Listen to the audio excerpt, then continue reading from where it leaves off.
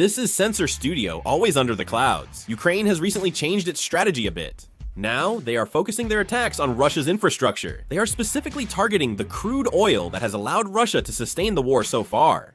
They are basically continuing to attack the very heart of it, and it seems to be working better than expected. Russia's crude oil production capacity has dropped sharply, directly impacting the country. Ukrainian drones are reaching deep inside Russia. Let's examine this situation more closely today. Ukraine is now targeting Russian energy infrastructure. Some regions in Russia are running out of gasoline, worsening the energy crisis. I'm not just making this up. If you look at Russia's Daily Kommersant on September 25th, half of gas stations in Krenban, southern Ukraine, and 220 stations, 14% in Russia's southern federal district, including Rostov and Volgograd, stopped selling fuel. There's a severe energy shortage. Even though Russia is an oil-producing country, it's currently experiencing energy shortages in some regions. Fewer cars were on the roads as more people used public transportation. Here's why. Ukraine has changed its strategy and is now focusing on attacking Russia's oil refining infrastructure. There are a total of 38 refineries in Russia, but Ukraine attacked 25 out of those 38 refineries between August and September. As a result, diesel exports have dropped to their lowest level since 2020. On September 24th, Ukraine's airstrike on Novorossiysk halted oil shipments at the Caspian Pipeline Consortium and Shishkari's terminal. These two locations export over 2 million barrels of oil daily, so many shipments were stopped. The Kurishi oil refinery in Leningrad Oblast produces much refined oil and was also attacked by the Ukrainian military. The Ukrainian military launched 80 to 90 drones at once, crashing at least 3 into the refinery in suicide attacks. Key facilities were damaged during this process. Oil processing capacity has dropped, and key facilities producing 40% of the plant's output have stopped operating. Maintenance is expected to last about a month, and major oil pipeline companies have begun launching attacks. Transneft, Russia's main oil pipeline company, has restricted how much crude oil producers can store in its pipeline system. The reason is that their infrastructure is being damaged, so they had to reduce it. This also happened because Ukraine kept attacking the infrastructure.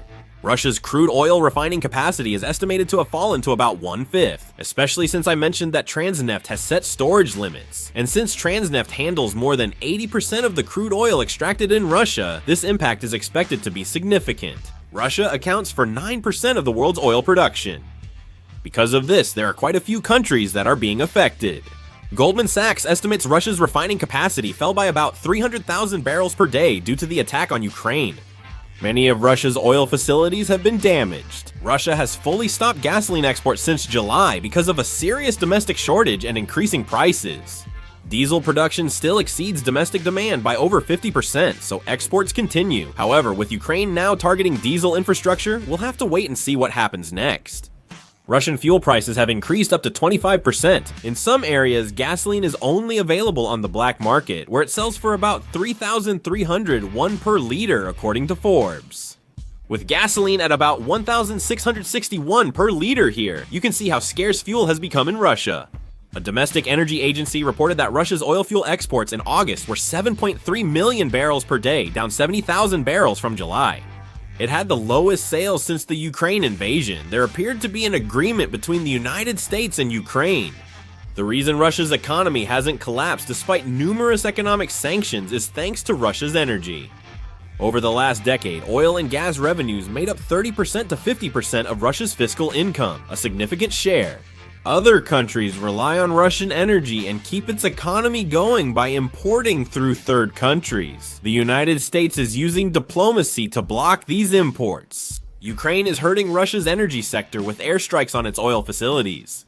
President Zelensky said on September 14 that fires at Russian refineries, terminals, and oil storage are the most effective and fastest acting sanctions. He emphasized that they have significantly restricted Russia's oil industry and are considerably limiting the war. President Trump was also seen urging Ukraine to further attack Russia's internal energy infrastructure.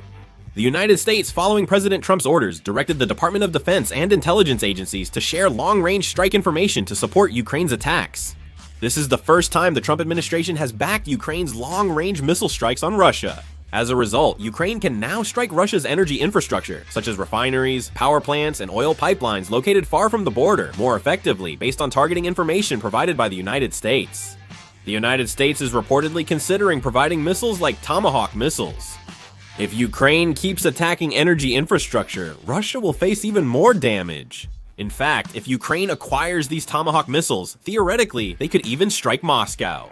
Among the reports on October 2nd, what stands out is that the G7, the group of 7 major countries, is now taking serious action to fundamentally cut off Russia's war funds. Until now, each country has imposed sanctions on Russia individually, but this time they are signaling a much stronger joint response. The main warning is that countries still importing Russian crude oil will face direct sanctions. In other words, they plan to expand the scope of pressure to include countries trading in Russian energy, which can essentially be interpreted as an attempt to block Russia's main sources of income. The Western world is united for a clear reason. The main driving force that has allowed Russia to continue the war despite massive economic sanctions so far has been the funds generated from energy exports. Because almost half of Russia's finances come from crude oil and natural gas, many believe the war can't be stopped without disrupting this sector. The G7 is taking steps aimed at paralyzing Russia's energy industry itself for this reason. Furthermore, the G7 is also holding concrete discussions on how to utilize Russian assets that are frozen in Western countries due to existing economic sanctions. Russian assets worth tens of billions are frozen, and the plan is to use them directly for Ukraine's reconstruction and military support. If this plan happens, Russia will lose its funds, and that money will directly boost Ukraine's war capabilities. This shows that economic sanctions can become a direct weapon that changes the course of the war, rather than just a means of pressure. It is also significant in terms of international politics. The reason why Western countries are showing such a united front is because it signals that the level of pressure on Russia will increase even further in the future. In particular, the warning to third countries that continue to import crude oil could have the effect of isolating even those countries that do business with Russia. This is seen as an effort to block Russia from gaining new energy export markets. The G7 aims to cut off Russia's war funds and boost Ukraine, increasing the power gap between them. As Russia's energy exports and foreign currency income shrink, using its frozen assets to aid Ukraine would deal a major psychological blow. Therefore, the G7's upcoming decisions could greatly impact Russia's capacity to continue the war. Russia is not simply sitting back and taking Ukraine's airstrikes, it is coming up with its own countermeasures. First of all, it is taking steps to significantly strengthen its air defense network. They are reinforcing anti-aircraft missile systems around the capital, Moscow, as well as major energy hubs and military facilities, and are actively operating electronic warfare equipment to disrupt drone communications and location tracking. Russian authorities said they shot down dozens of drones ahead of some airstrikes. However, large-scale drone deployment makes it hard to stop all threats, and even a few getting through can damage key facilities like depots or oil pipelines.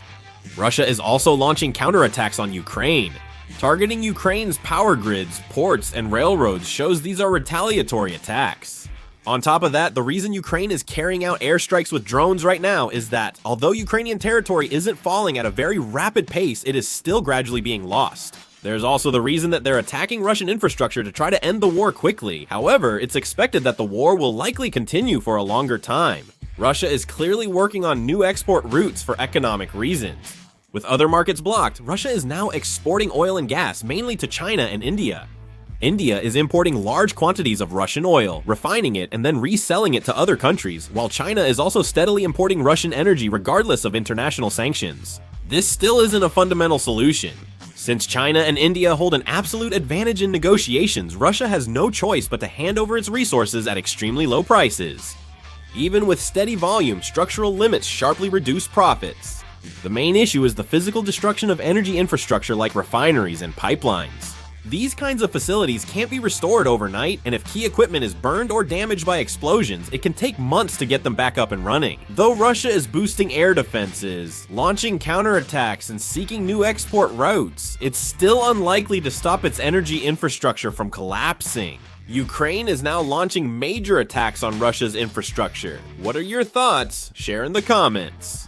That's all for this video. Thank you.